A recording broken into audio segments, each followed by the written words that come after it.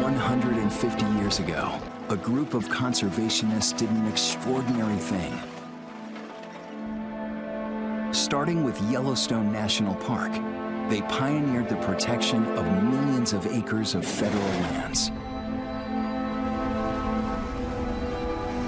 It would be the crucible for a plan to save the animals of the American West.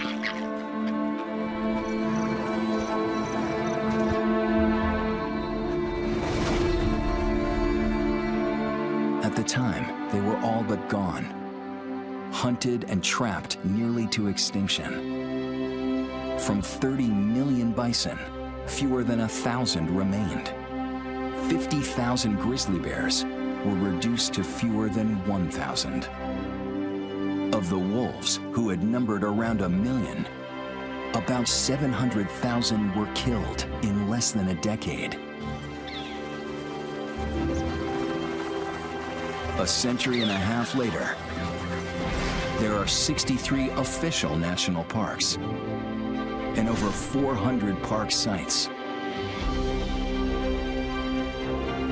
Almost 300 million people visit the parks each year. They're home to hundreds of threatened and endangered species. This amazing array of animals populates the parks and controls population growth. They shape the wild spaces to encourage life and give visitors a portal into America's wild past. It is the animals who are the wild, beating heart of America's national parks. Time to get to know them.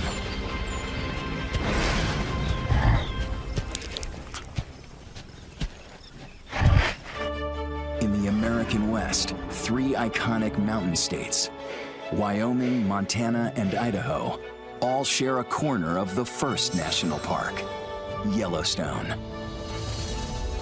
It was explorers, and especially artists, awed by the area's beauty, who inspired the United States Congress to protect it from settlement or sale. In an era of westward expansion, it was remarkable that on March 1st, 1872, they declared this land too valuable in natural wonders to develop for profit. This rugged region is stunning in a way that's both threatening and inviting.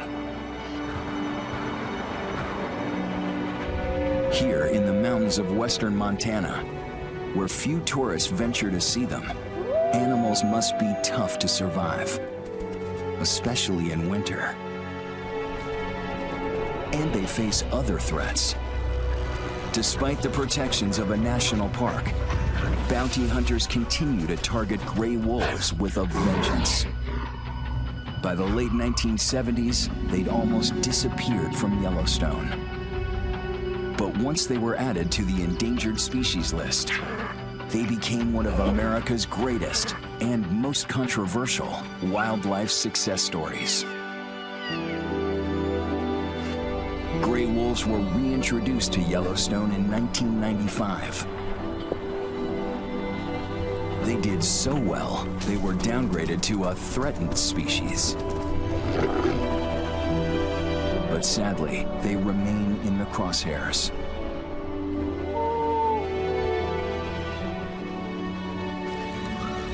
Wolf hunting and trapping still kill hundreds of wolves each year, many just over Yellowstone's border. The delicate balance of Yellowstone rests on the scruffs of these tiny pups' necks. They're less than 2 weeks old. Only about half will make it to adulthood. Their eyes are just opened, still blue, not yet the familiar wolf yellow.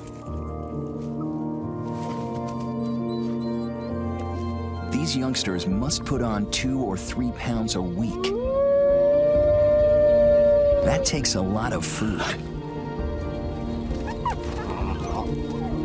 By the time the pups are around a month old, they'll gnaw on almost anything. but their diet increasingly comes from the meat the adults catch.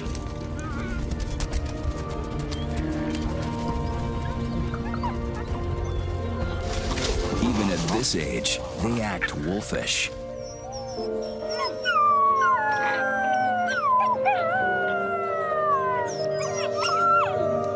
Practice makes perfect.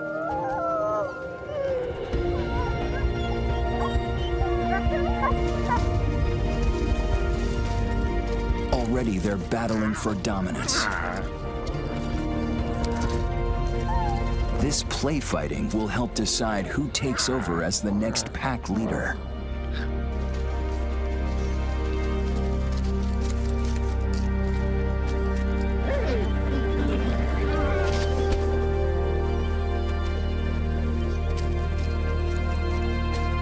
In a couple of months, they'll be ready to hunt with the big dogs in a much harder time of year.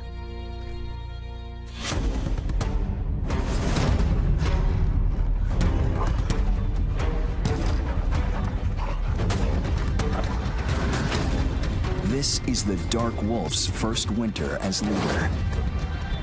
Her mate was killed. Now, she's in charge. The pack is young. Dark Wolf must teach them how to hunt as a team, or they won't live through winter. Their first lesson, how to take down an elk, 5 times their size.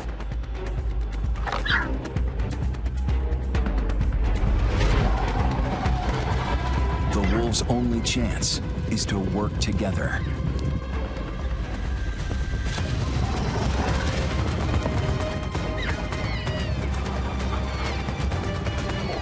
But the pack doesn't keep up.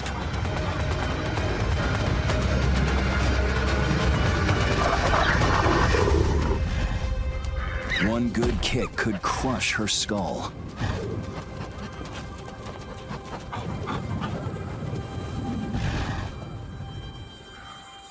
Hunting big game alone is futile.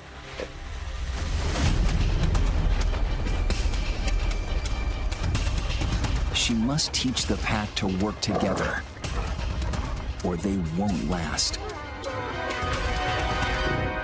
In winter, every calorie counts.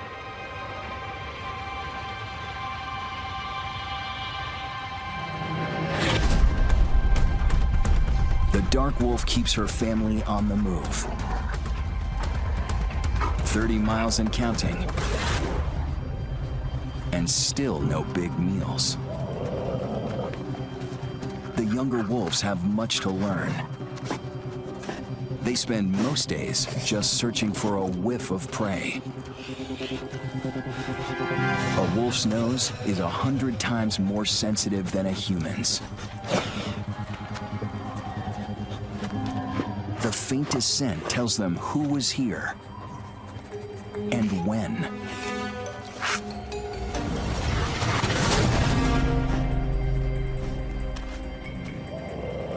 The dark wolf picks up a promising trail.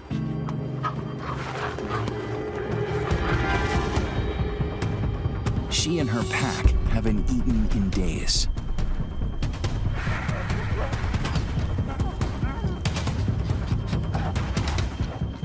But they have a new target, a yearling elk.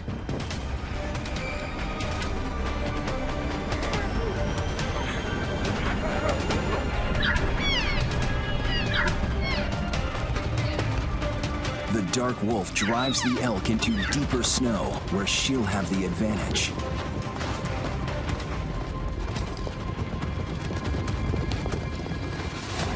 The others now know what to do.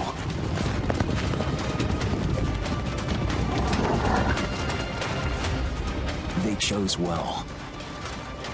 The yearling is tiring.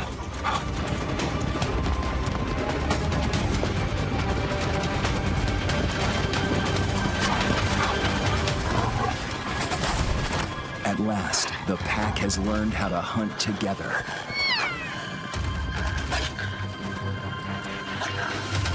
With this kill, they've used Yellowstone's savage winter as their ally. And with their success, all of Yellowstone will triumph. Since wolves returned over 25 years ago, the elk overpopulation that once threatened the park's vegetation is under control. The trees have rebounded, sustaining other species. Creating natural balance is one role of a keystone species like the wolf. But these are familiar Western predators. In a national park to the south lives the unexpected. A wolf in mouse clothing.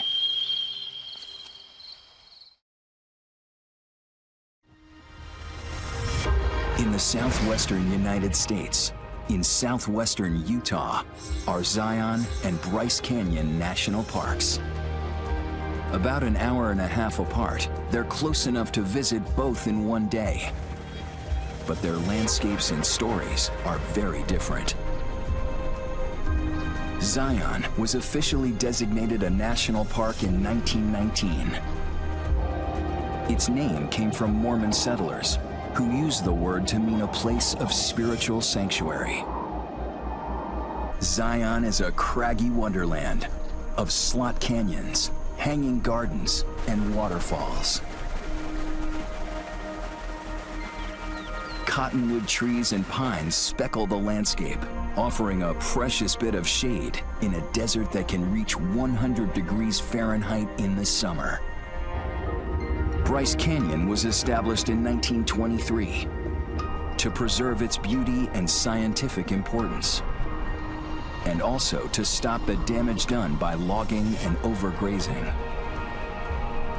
Bryce is in the high desert, 10 or 20 degrees cooler than Zion. It isn't technically a canyon, but landscapes of distinctly eroded cliffs and mazes of hoodoos dazzling rock spires. It feels like the Old West, with crimson-colored peaks stretching out from tall ponderosa pine forests. It's one of the smallest national parks, but like one of its tiniest residents, it's not to be ignored.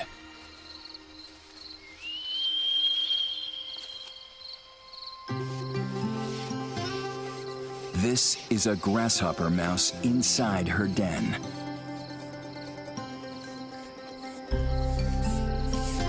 She's a single mother with 3 new mouths to feed and protect. To a desert scorpion, a little rodent seems like easy prey.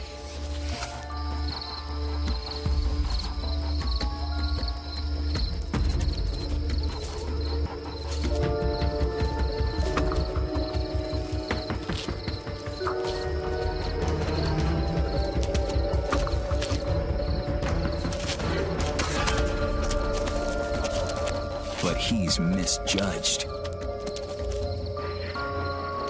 This mighty mouse is impervious to the scorpion's venom. She's the predator, not the prey.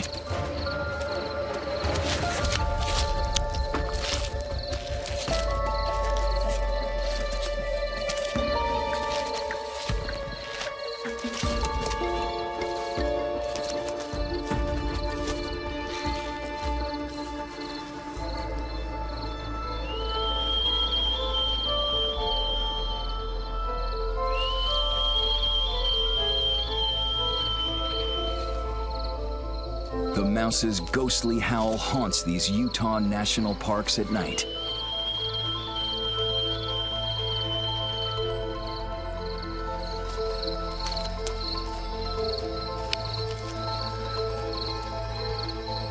Here in the desert, you either kill or get killed. Survival is job number 1. How the animals accomplish that takes many surprising forms. In central Arizona, just 60 miles from the city of Phoenix, is Sonoran Desert National Monument, founded in 1966. The Sonoran Desert has more life than any desert in North America. Surprising, since it gets less than 3 inches of rain a year. And temps can reach 114 degrees Fahrenheit. A person likely wouldn't last 3 days without water in these conditions. But saguaro cactus can go without water for years. Found nowhere else, each one can soak up as much as 200 gallons from a single rain.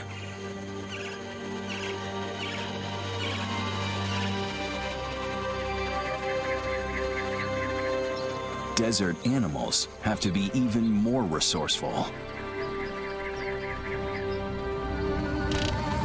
One of the Sonoran's most famous birds uses speed to survive. The roadrunner is the fastest bird in North America on the ground.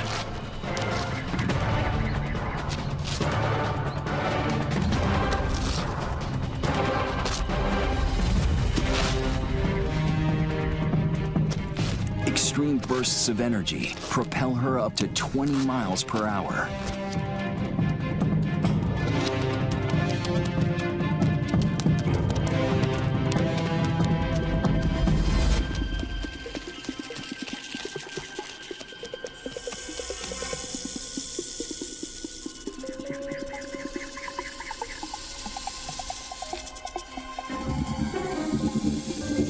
She has no fear of one of the most dangerous creatures in the Sonoran.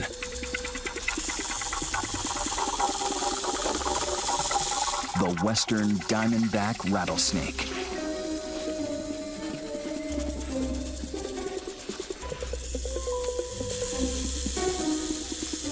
Its venom can kill a person.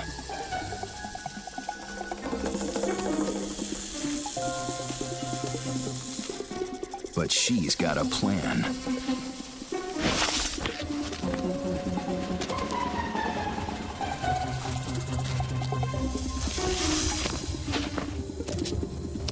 She's quicker than the snake.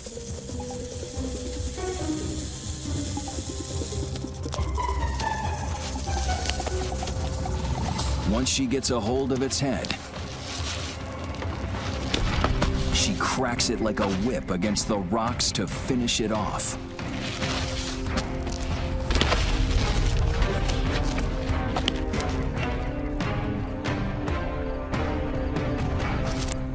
Then eats it, rattle and all.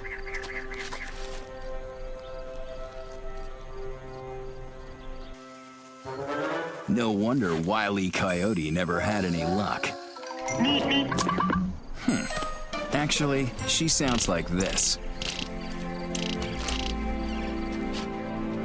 No question, the national parks are home to a remarkable diversity of life.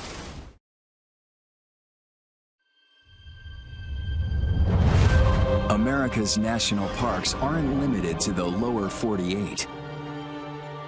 Located in southeast Alaska, Glacier Bay National Park encompasses some of America's most breathtaking scenery and wilderness. About the size of Connecticut, it's one of the largest protected areas in the world. It became a national park in 1980. Today, it's both a land park with snow-capped mountains, spectacular glaciers, and emerald green forests, and a marine park with inlets, coves, and hidden harbors. Glacier Bay is also a humpback whale sanctuary, providing some of the strongest safeguards on the planet. Other than occasional run-ins with boats, the whales are safe here. But humans haven't always been their friends. Humpbacks live in all of the world's oceans and have been hunted nearly to extinction. By the mid-1960s, centuries of commercial whaling had left only about 1,000. Protections and a moratorium on whaling helped them rebound worldwide. Today, there are more than 21,000. They spend the summer here in Glacier Bay for one reason: food. They gorge on the small schooling fish who concentrate in these cold, nutrient-rich waters. Feeding almost constantly, a single humpback can consume nearly a half-ton of food daily. At the end of the summer, huge pods travel almost 100 miles a day without food to the next stop in their migration. One of the longest of any mammal in the world. Their destination is 3,000 miles away in the Hawaiian Islands. Another humpback whale marine sanctuary, designated in the 1990s. More than half of the humpbacks in the North Pacific use the waters around the Hawaiian Islands as their principal breeding and calving ground in winter. Past Hawaii's reefs, past her sandy shoals, are her deep water channels. This is where the ocean makes room for the largest of her sea creatures.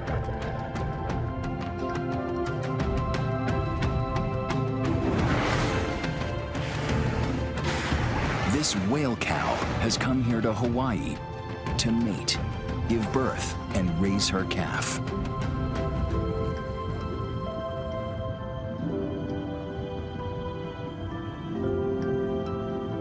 A mother delivers her newborn alive and swimming.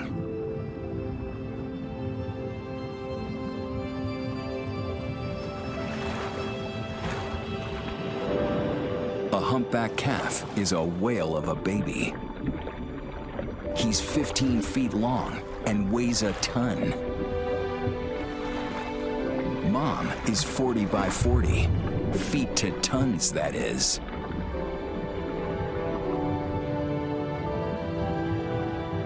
Her calf learns by playing.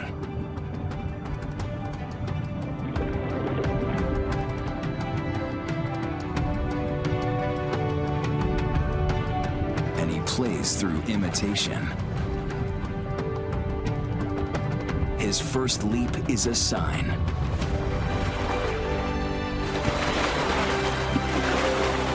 He'll be on his own within a year. But the pair isn't alone. An escort shadows them. A male who's prepared to fight to the death for his chance to mate.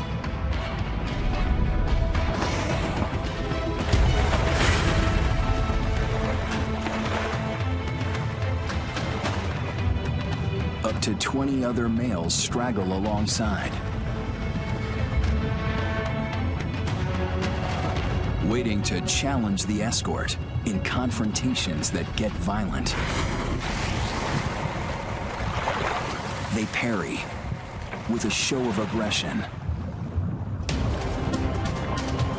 blowing a blinding screen of bubbles.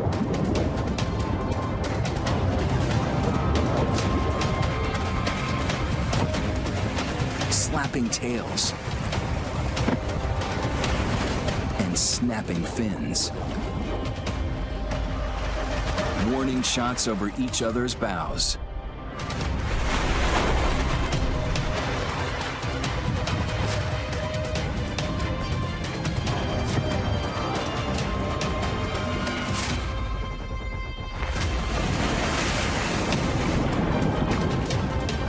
Time for a knockout punch. A 40-ton ramming that can kill.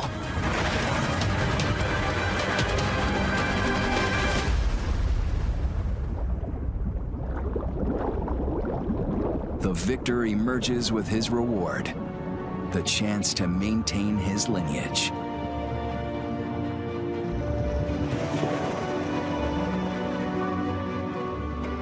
Every calf is a bid for the future, hard won. It's this calf's first journey north, learning the ropes from mom as he goes.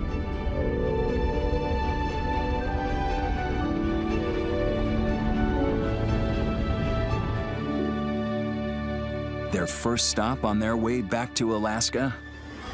California's Channel Islands National Park, off the coast of Los Angeles.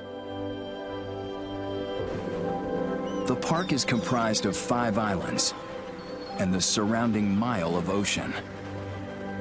It took determined landowners and federal officials 4 long decades to protect it.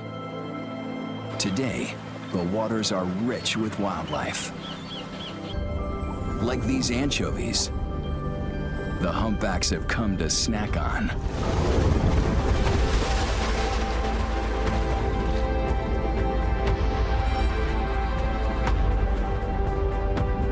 On this trip, the calf will learn the path to summer feeding grounds in Alaska, a roadmap he'll remember for life.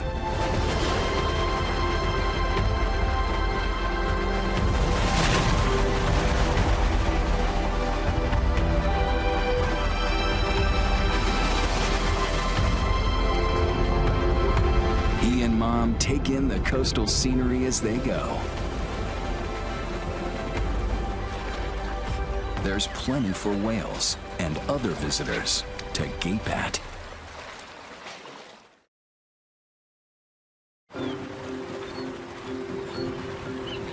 At Channel Islands National Park in California, established in 1979, sea otters were once top predators.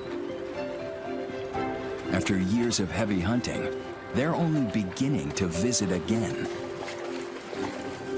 This water-loving weasel with massive webbed toes is clumsy on land, but graceful when he finds his sea legs. And a whole bunch of friends.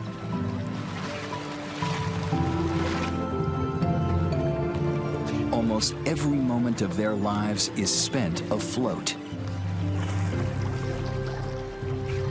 Some sleep in a prayerful pose. For others, it's wakey wakey. Time for a morning scrub.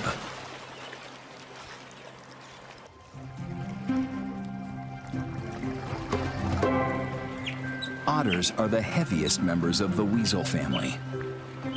They're uniquely adapted to life around water.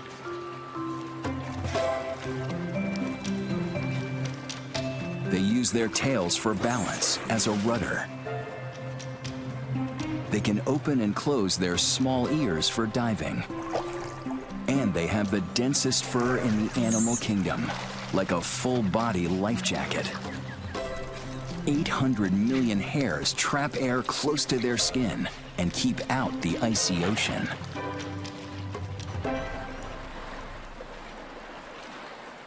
Pups are born in the water.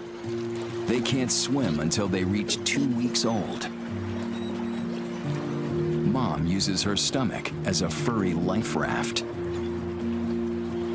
But every parent needs a little me time, and Mom's got just the solution. She fills the pup's dense fur with air, like blowing up a pool float. Now, this kid will float for hours.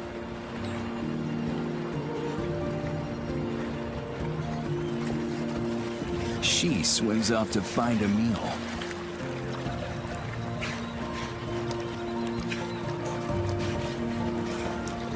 Hunting is essential for a young mother. She's on a high-calorie diet, eating up to 30% of her body weight each day. A large innkeeper worm makes a perfect starter.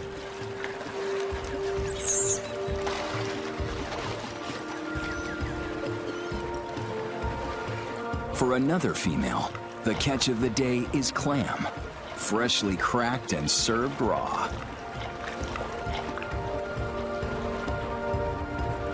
Her pup is a little older and can swim.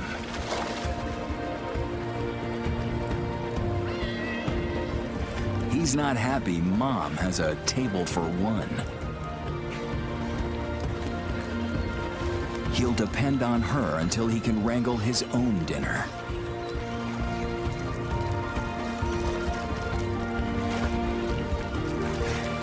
Until then, this mama's boy will keep living at home.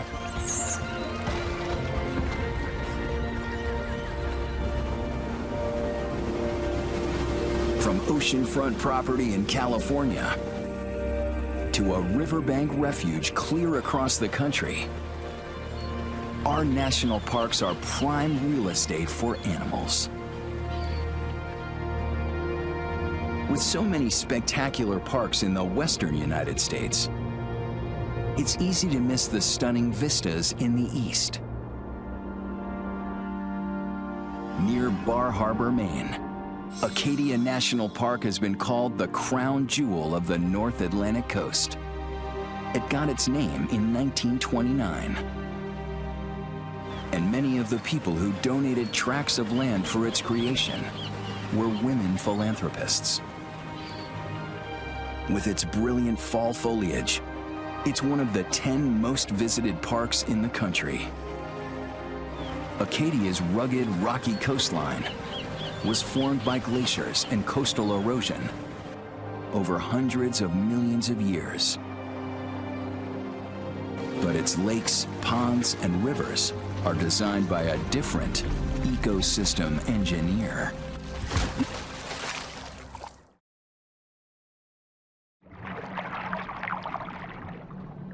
North American beavers work constantly to create new wetlands by building dams and lodges.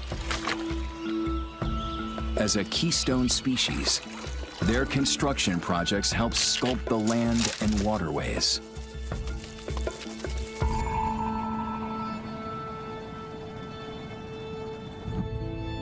To early European explorers who arrived in North America in the 1600s, the beaver population seemed limitless, estimated at up to 100 million. Fur traders trapped beavers almost to extinction within 200 years. Beavers were gradually reintroduced, but many areas can still use a few more.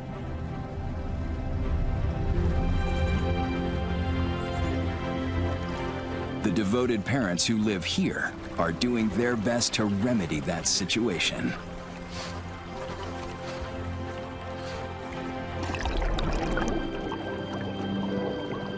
Inside the beaver's lodge are 4 young kits. Each one eats its weight every week.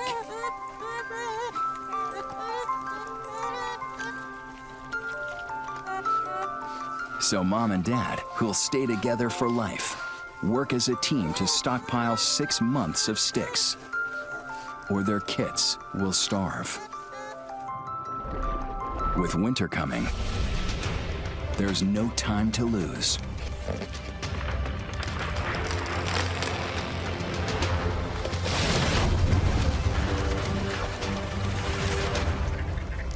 It takes nearly 100 trees to feed the family through winter. That's a ton of bark, leaves, wood, and twigs.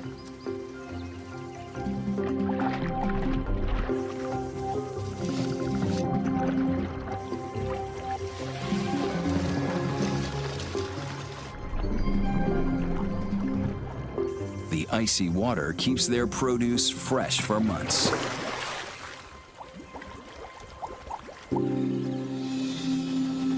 As every dad knows, the honey-do list never ends. It's his turn to work the night shift. He needs one more tree to shore up the lodge.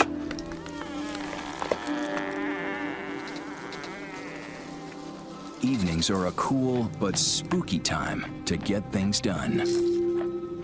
He must work quickly dangerous things go bump in the night.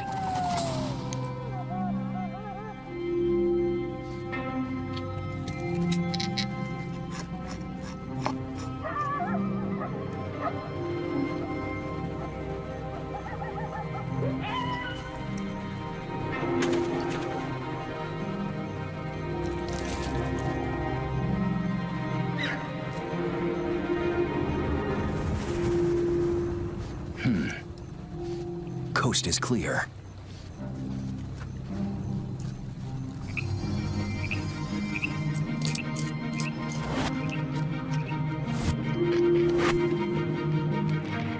Finally,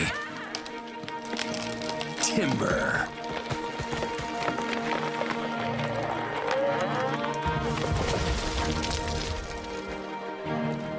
This tree has enough branches to finish the job.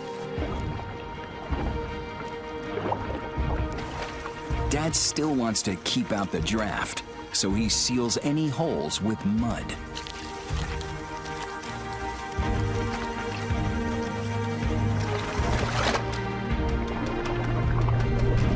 Mud, moss, and sticks all make perfect insulation. A well-made lodge can be 100 degrees warmer inside than out. And it's ready just in time.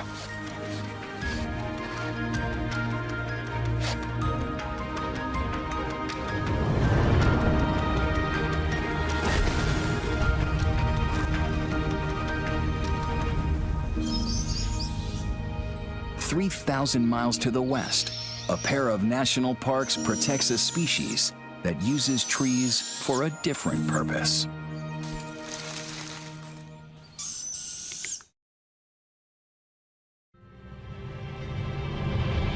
Pacific Northwest, in Northern California, are two national parks, Muir Woods National Monument and Redwood National and State Parks. Their stories, like their trees, tower over the landscape. Near San Francisco, Muir Woods is a primeval forest along the Pacific coast. It was dedicated to the father of the national parks, John Muir, in 1908, created to protect the redwood trees from a logging boom. Established 60 years later, but for the same reason, Redwood National and State Parks are 350 miles to the north, almost at the Oregon border. They protect nearly half the world's old-growth redwoods. These are the tallest trees on Earth, nearly 40 stories high and 60 feet around.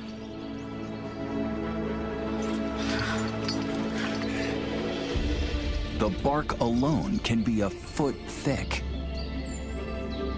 The oldest was a sapling when Julius Caesar ruled Rome. A few are 5 stories taller than the Statue of Liberty.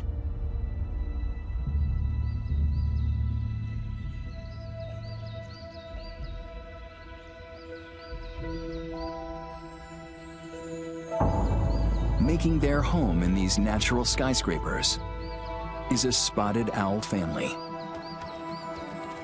Dad is trying to raise his little ones alone.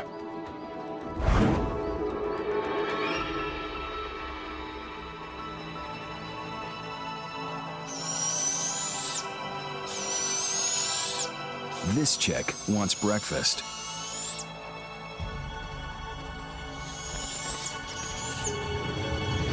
The louder owlet gets the mouse.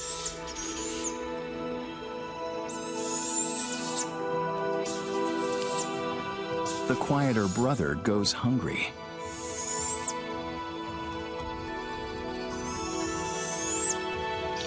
Only if their old man can hunt down enough varmints will both owlets survive. Working alone, it won't be easy. The owlet's screeches trigger their father to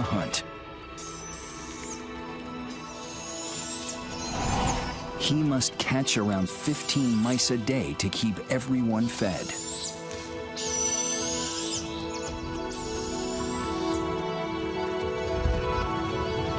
The mice do their best to foil his efforts.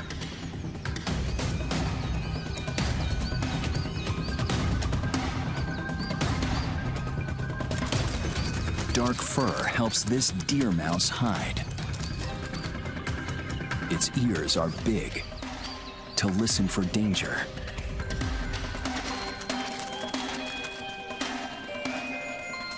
That doesn't help with a silent killer.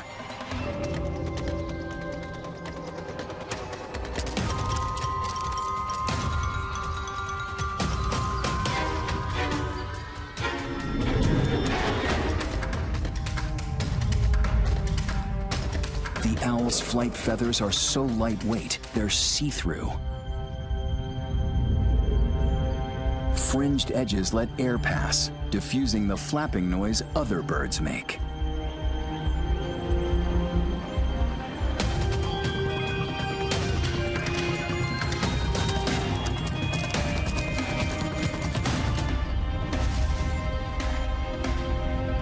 He's silent as death.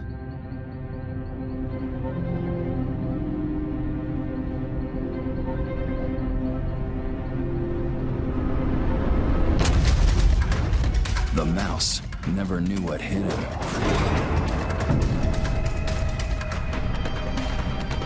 Even just 1/30th of a second before the talons strike,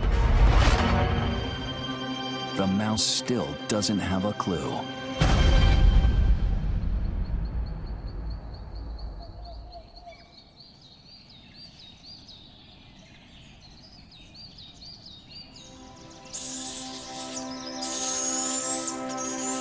Finally, the second youngster gets a meal.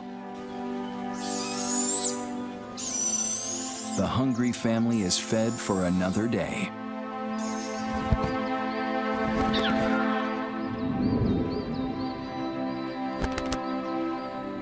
Hunger is only one threat these owls face.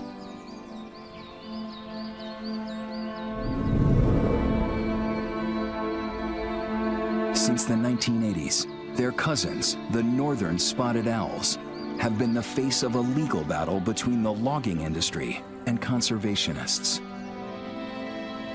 Timber interests wanted to log huge swaths of the old-growth forests where the owls live and replant them with fast-growing young trees. To stop them, environmentalists argued this would compromise the owls, listed as threatened under the Endangered Species Act. Some forests have been saved, but after 30 years, a long-term truce in the timber wars is still pending. Finding ways people and wildlife can live in harmony has been a goal and a challenge of America's national parks. When there's balance, it gives us a window into a wild world where animals amaze us just by living their daily lives. We celebrate their triumphs and treasure the insights into their secret world. Living wild in our national parks.